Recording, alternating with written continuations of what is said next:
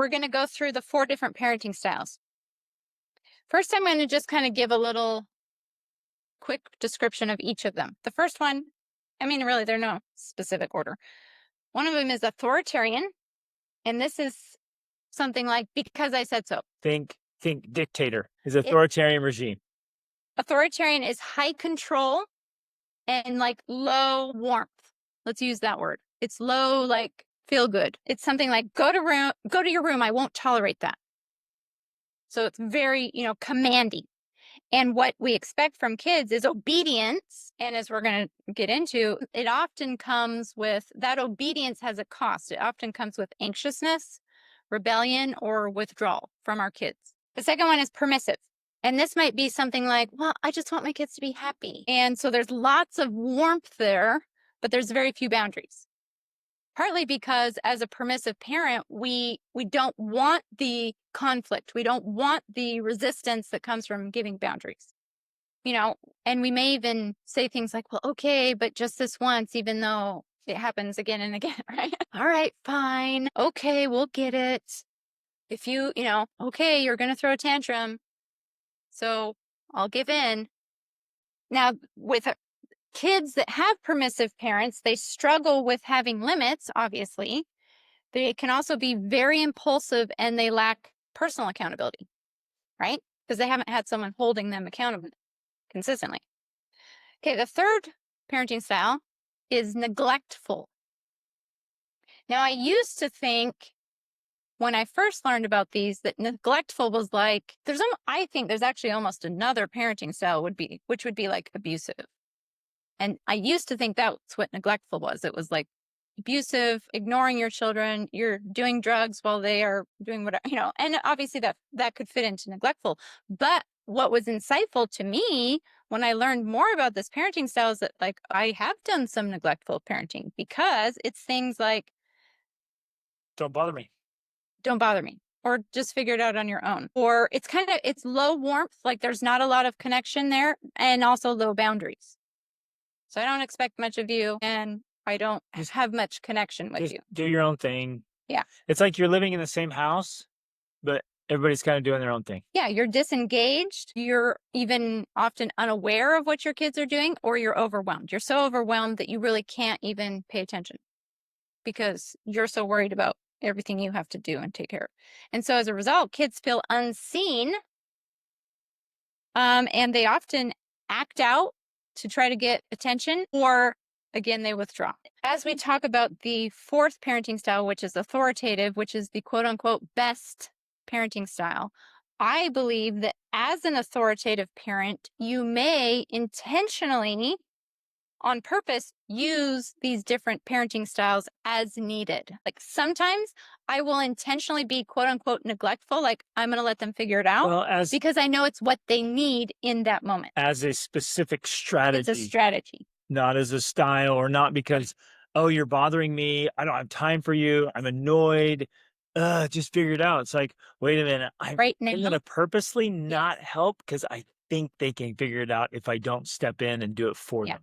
So I just wanted to mention that because I think it's important to discuss that these different approaches, they're not necessarily bad if used strategically. The only time they are bad is if we only use that approach all the time. And so if we're constantly authoritarian, well, we end up getting rebellious or withdrawn kids or resentful kids. So we have to learn how to be authoritative, which we're going to talk about. And that may include intentionally using these different strategies when, if necessary, with different children. I just wanted to mention that piece, so I didn't forget it. Okay, fourth style is the authoritative style.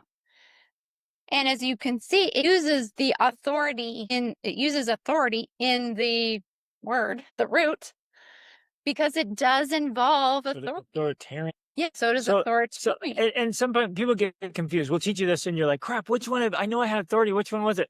Let's just call the first one dictator. That's the easy way to separate it. So, first one is just a dictator. Yeah, you're just like, do what I say, my way or the highway. Dads have a tendency to be the dictators. They want to yell and bark and, "Well, Dad's coming home. I'm going to tell you what's what," right? And you're like, "Yeah."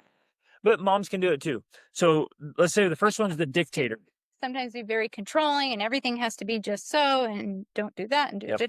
do and so it shows up in different ways, but the reason authority is still in this name is that in order for children to be healthy and safe and secure, they do need authority. They need clear boundaries. But with authoritative parenting, there's high warmth along with the high boundaries. Like you can have very high standards and very high expectations. But in authoritative parenting, it comes with lots of warmth, lots of connection, lots of love, unconditional love. So everyone write this down. Write this down. High connection has to accompany your high standards. Write that down. High connection must, absolutely must. It is a prerequisite to high standards. If you have high standards and low connection, it's never going to work. Your kids will fight it every way, shape, or form, or they'll comply and then it'll go away later. But when you have super high standards matched with super high connection, your kids are like, of course, I'm in. Let's do it. Yes. So, and you said it's never going to work. Well, it's never going to work in the way that all of us being here intentional parents want it to work. You could get results. You can get results from all of these parenting styles. But in the way that we want, which is getting results plus having kids that love us and want to be our friends for the rest of our lives, that requires the authoritative style because you have the high connection with the high standards. I hope you want that.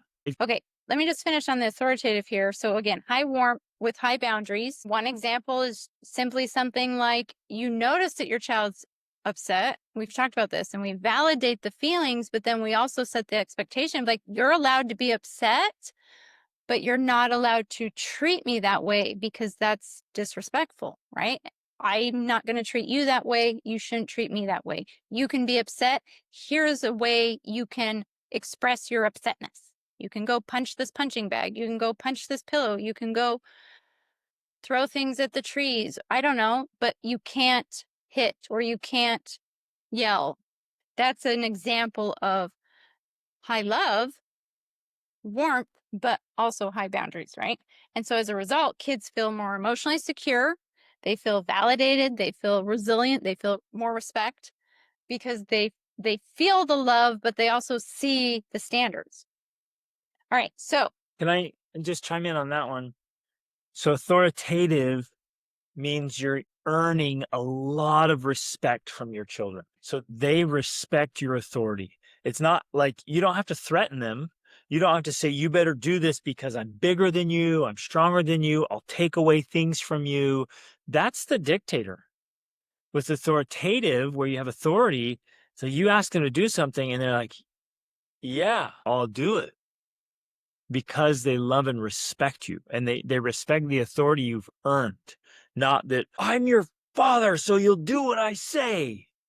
That's the dictator. And we're going to obviously dig into how to do that, right? How to earn that respect, how to set those boundaries and have compliance or obedience, for lack of better word, because I think ultimately that's just respect is what they're showing us. When our kids obey because they want to obey, to me, that's just respect.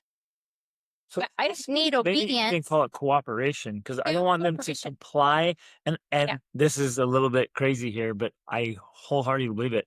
I actually don't want my kids to obey. I don't want obedient kids.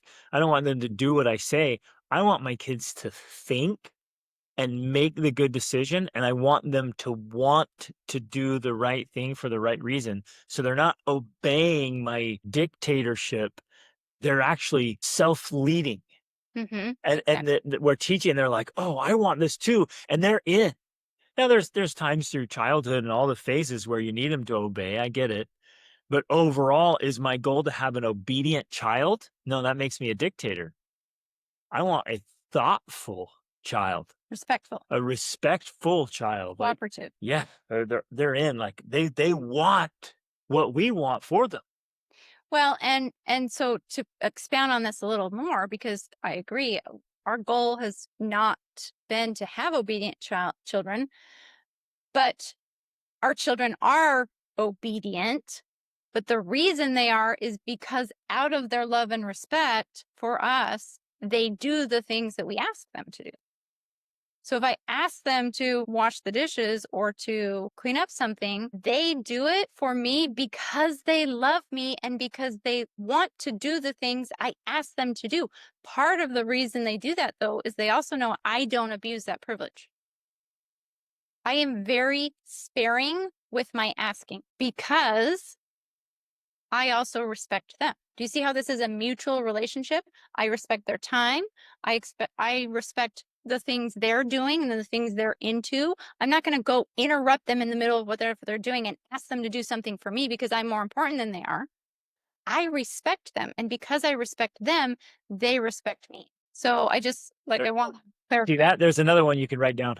Matching respect. If you want high respect from your children, give high respect to their humanity, even though they're little. People are Yeah. people, no matter how small, right? Mhm. So if we respect our children, they're far more likely to respect us in return. Yeah.